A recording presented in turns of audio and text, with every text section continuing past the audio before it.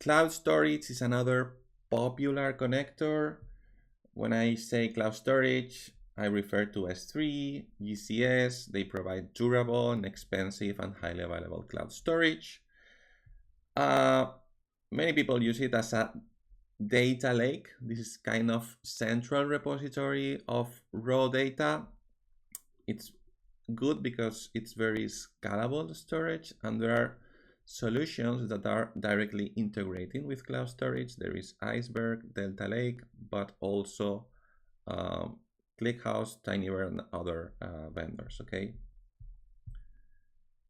it's very good for cost optimization at different levels, especially if you want to reduce cost to store like cold data, that kind of data that you're not going to use, you're going to query so often.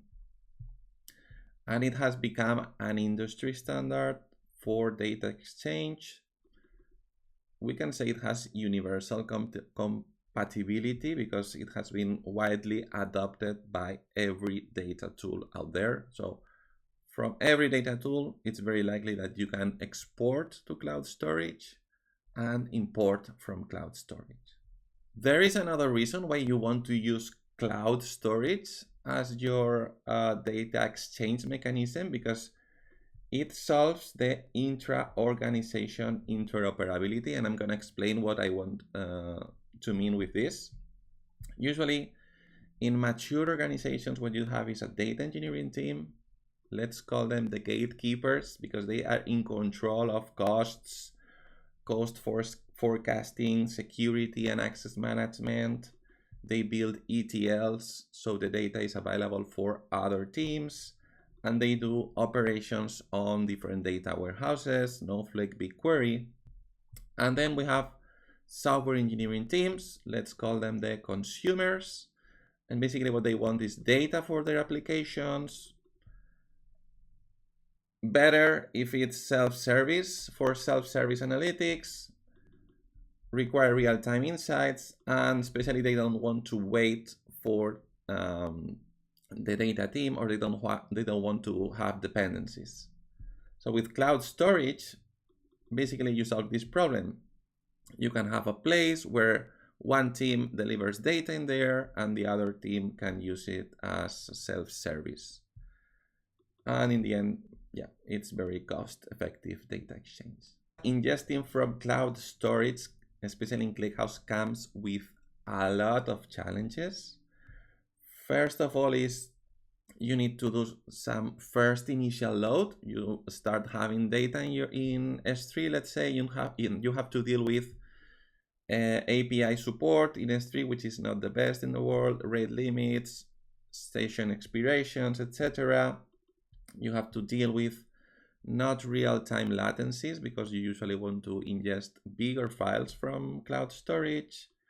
What happens when there is a failover? You might have to deal with the duplication, data loss, etc. So you need some good monitoring process that can check the status of the ingestion and handle partial or corrupted files. Okay.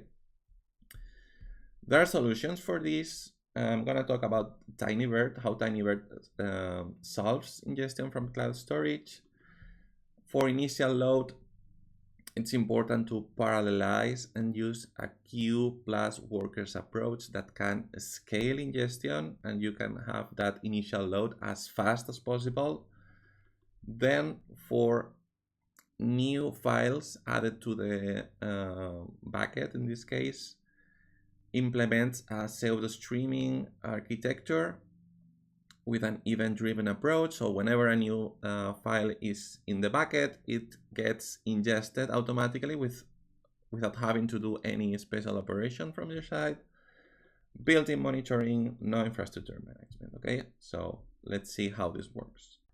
Okay, how does an S3 connector works? Basically what you have is users provide you with a URI of the bucket and the files they want to load. Of course, they configure authentication and so on. And first thing you do is an initial load. For that initial load, you use the S3 APIs to list the files in the bucket. There are techniques to parallelize this.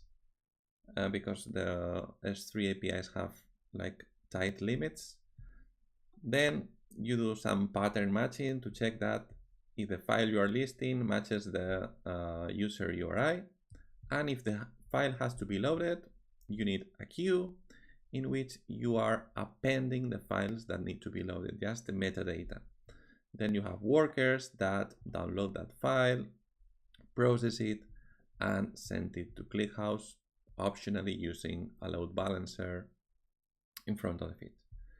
Now, what happens when users drop a new file? You don't want to run this very same process because this list file process is quite expensive and doesn't scale well when there are many files in the bucket. So what you can do is configure an SQS endpoint that's gonna give you only the new files loaded in S3. You can poll it.